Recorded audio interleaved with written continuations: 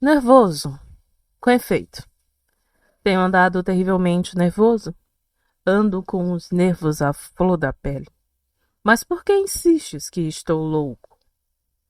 A doença intensificou meus sentidos, não os destruiu. Tampouco os emboltou. Acima de tudo, aguçou o sentido da audição. Escutei todas as coisas no céu e na terra. Escutei muitas coisas no inferno. Como então posso estar louco? Sede todos ouvidos, e observai com que sensatez, com que calma sou capaz de contar a história toda. É impossível dizer em que momento a ideia penetrou em meu cérebro. Porém, uma vez concebida, perseguiu-me dia e noite. Objetivo não havia. Furor não havia. Eu gostava do velho. Nunca me fizera mal. Nunca me ofendera. De seu ouro nunca tive desejo algum. Acho que era o seu olho. Sim, era isso. Um de seus olhos parecia de um abutre. Um olho azul claro, velado pela catarata.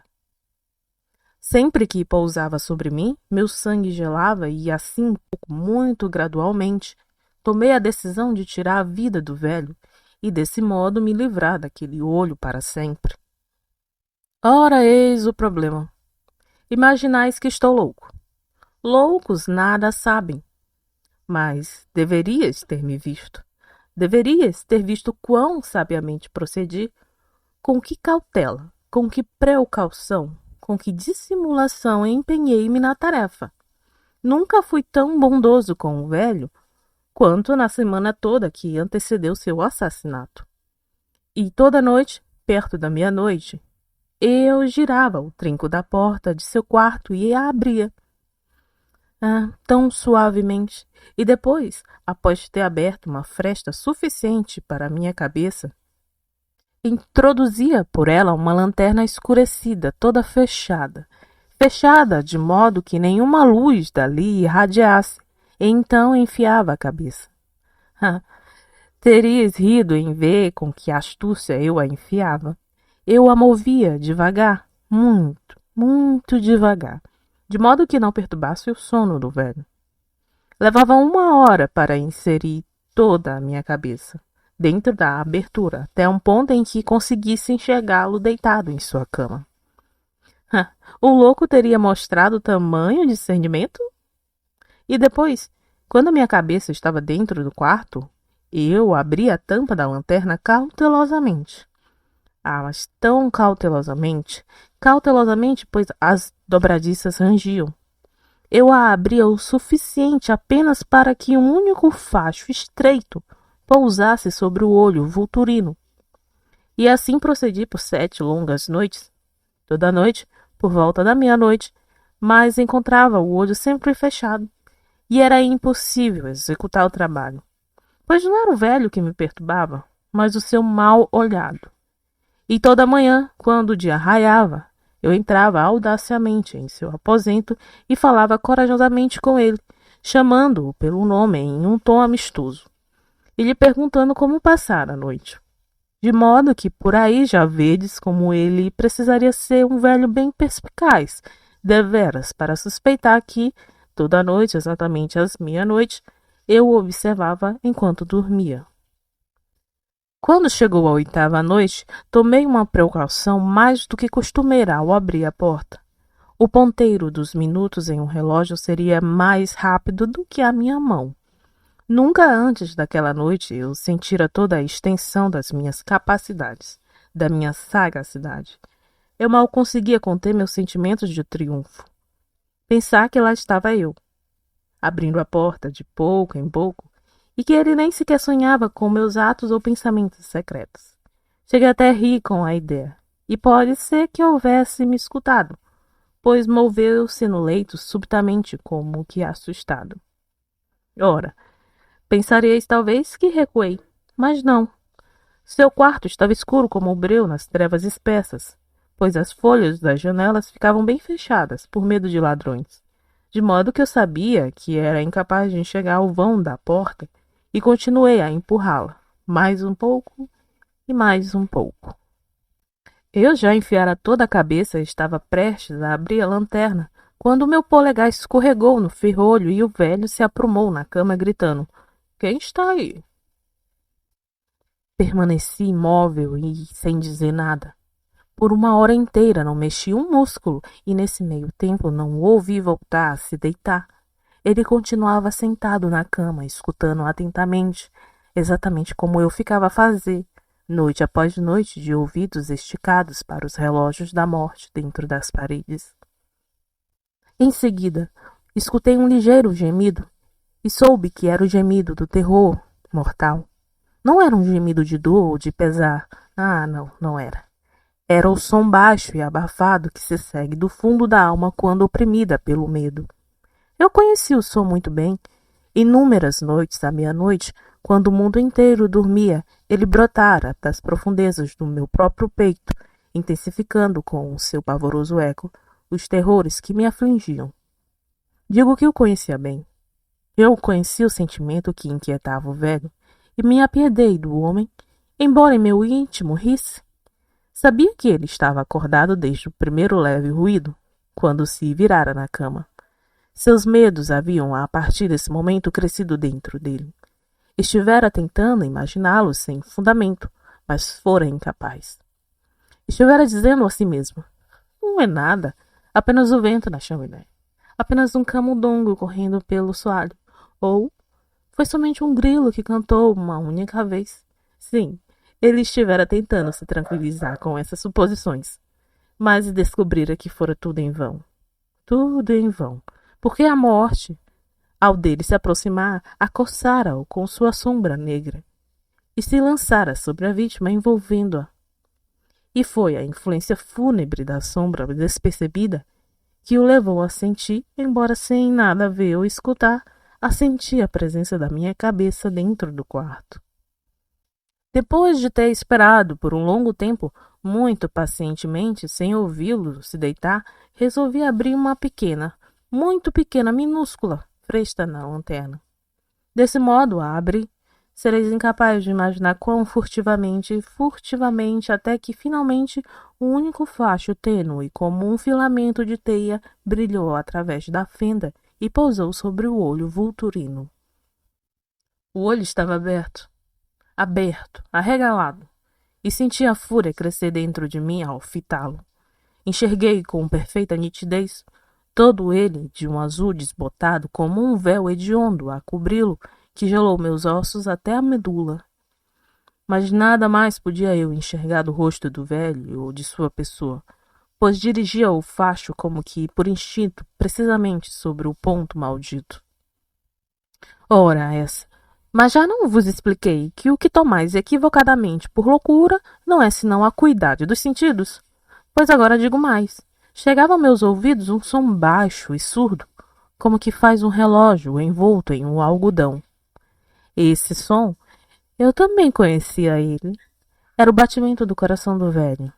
Isso aumentou minha fúria, como as batidas do tambor que estimulam a coragem do soldado.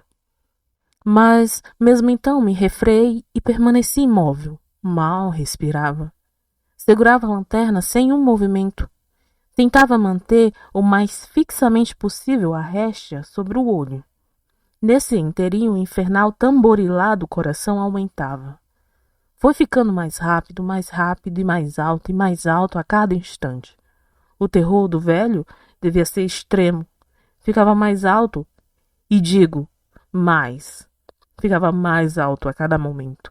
Prestai bastante atenção em minhas palavras. Prestais? Já vos expliquei como sou nervoso. Sim, sou de fato nervoso. É verdade.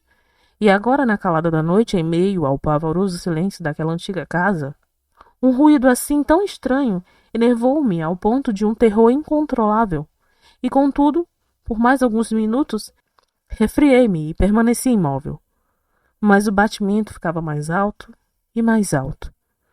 Achei que o coração fosse explodir e, então, uma nova angústia tomou conta de mim. O som alcançaria os ouvidos de algum vizinho. A hora do velho chegara. Com um poderoso urro, abri a lanterna completamente e pulei no quarto. Ele deu um grito, apenas um. Numa fração de segundo, arrastei ao chão e puxei a pesada cama sobre ele. Então sorri alegremente, vendo a façanha até ali cumprida. Mas, por vários minutos, o coração seguiu batendo, com um som abafado. Isso, entretanto, não me perturbou. Não seria escutado através das paredes. E, enfim, cessou. O velho estava morto. Removi a cama e examinei o cadáver. Sim, estava morto. Morto como pedra. Pousei a mão sobre o coração e a mantive ali por vários minutos. Não havia pulsação. Ele estava morto como uma pedra. Seu olho não mais me incomodaria. Se continuais a me reputar louco, não mais ireis fazê-lo quando descrever as avisadas precauções que tomei para ocultar o corpo. A noite avançava e trabalhei com presteza, mas em silêncio. Antes de mais nada, eu desmembrei o cadáver. Decepei-lhe a cabeça, os braços e as pernas. Em seguida, removi 3 tábuas do soalho do aposento e depositei tudo em meio aos caibros. Depois, recoloquei as pranchas com tal perícia, com tal astúcia, que nenhum olho humano, nem mesmo dele, poderia ter detectado alguma coisa errada. Nada ficou por ser lavado, nenhuma mancha de espécie alguma, nenhum respingo de sangue. Eu fora extremamente cauteloso quanto a isso, e uma tina recolhera tudo. Após ter dado cabo de todas as tarefas, eram 4 da manhã, ainda escuro como a meia-noite. Quando o sino badalou a hora, uma batida se fez ouvir na porta da rua. Desci para atender com o coração leve, pois o que tinha eu agora de temer? 3 homens entraram e se apresentaram com perfeita polidez como agentes da polícia. Um grito ouvido por um vizinho durante a noite, isso levantara a suspeita de algum crime. Alguém dera queixa na delegacia e eles, os policiais, haviam sido mandados para dar uma busca na casa. Sorri, pois o que tinha eu a temer? Dei as boas-vindas aos cavalheiros. O grito, expliquei, fora proferido por mim mesmo em um sonho. O velho, acrescentei, se achava ausente no interior. Levei meus visitantes por toda a casa. Convidei-os a investigar bem. Conduzi-os, enfim, ao quarto dele. Mostrei-lhe suas posses valiosas, em seguranças intocadas.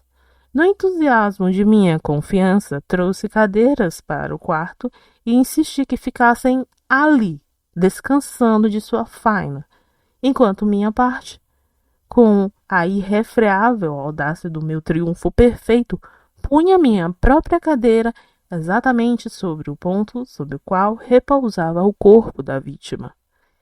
Os policiais se deram por satisfeitos. Minha conduta os convencera. Eu estava singularmente à vontade. Sentaram e, enquanto eu respondia animadamente, conversaram sobre coisas familiares.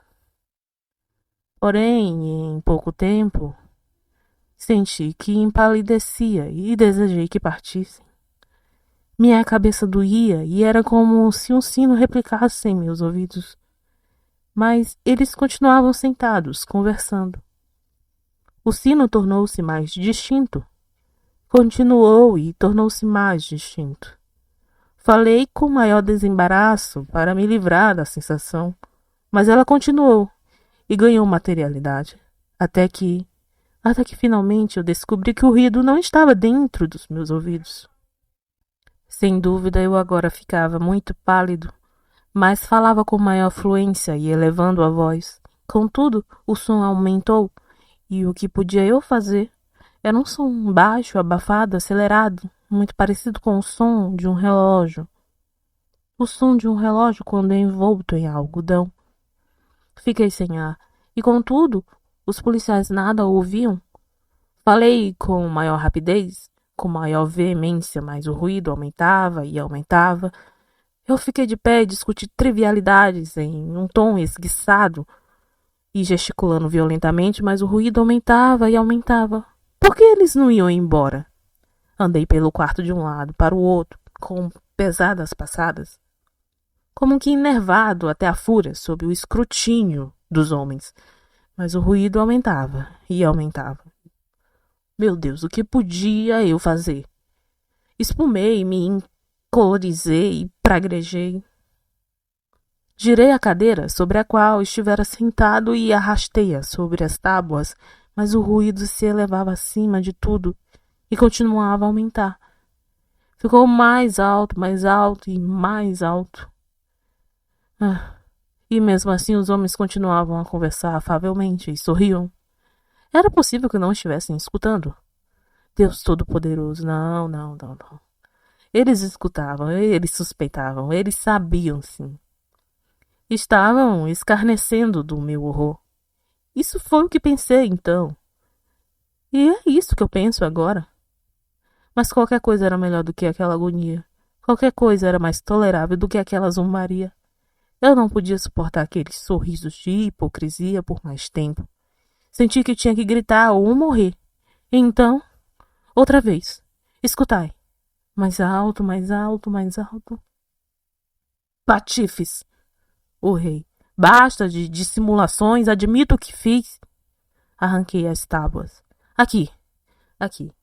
É o batimento do seu odioso coração.